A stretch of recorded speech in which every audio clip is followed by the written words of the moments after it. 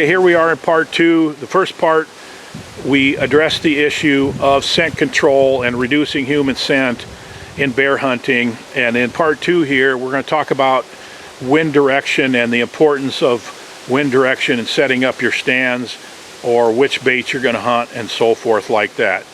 I'm going to tell you straight up, and this might surprise you, that I have over the years evolved away from being really adamant about wind direction and stand position in relation to the bait. There was a time when I actually even set up two stands at a bait that I knew that I was going to want to hunt, so I'd have a stand for each wind direction, for each primary wind direction. And I have learned the wind direction is not as important as I used to think it was, and here's some reasons why. Number one, most of the places that we bear bait are in pretty heavy cover and the wind really swirls, and if there's a bank or a creek over here or a swamp over there, or you're up on a ridge or whatever, the wind just tends to swirl in these bear bait locations, and it's really hard to try to choose a tree stand and go out there and go, okay, well, I'm not going to hunt this one because the wind's out of the northwest tonight.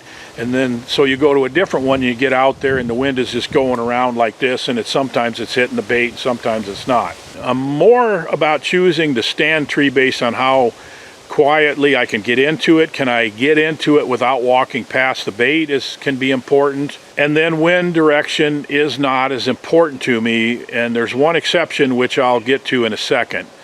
But if you think about it like this, the bear is accustomed to smelling some human scent at the bait site. He's already smelled your ground scent. He smelled on the bushes where they brushed against your pant legs. And we've reduced our human scent by using the scent killer sprays and so forth. And when we're hunting, I'm using scent killer shampoos and body wash and scent killer deodorant, and those things are important. So we've significantly reduced our human scent impact, but it's still a part of that package.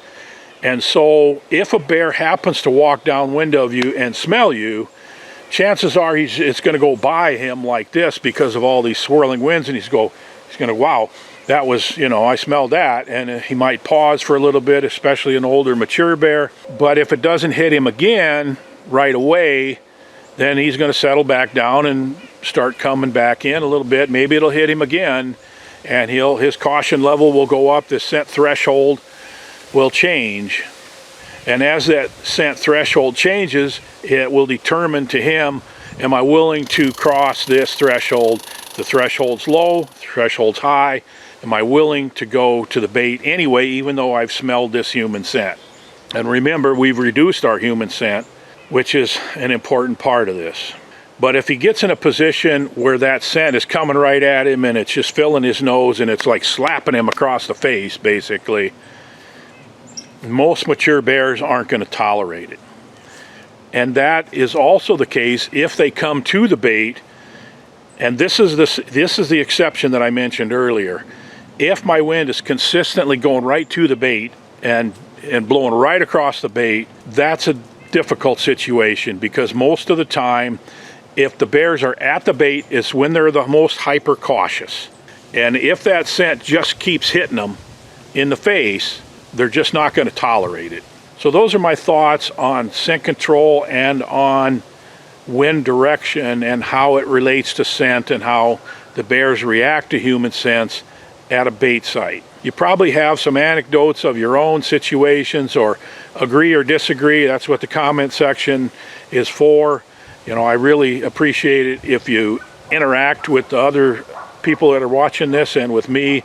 So that's my thoughts on this. You may disagree. If you have your own experiences you want to share, and back and forth with others that are sharing their experiences, that's what the comment section is for. And I really do value your input and feedback and questions and so forth. So I hope this has been helpful to you, and we'll see you on the next video.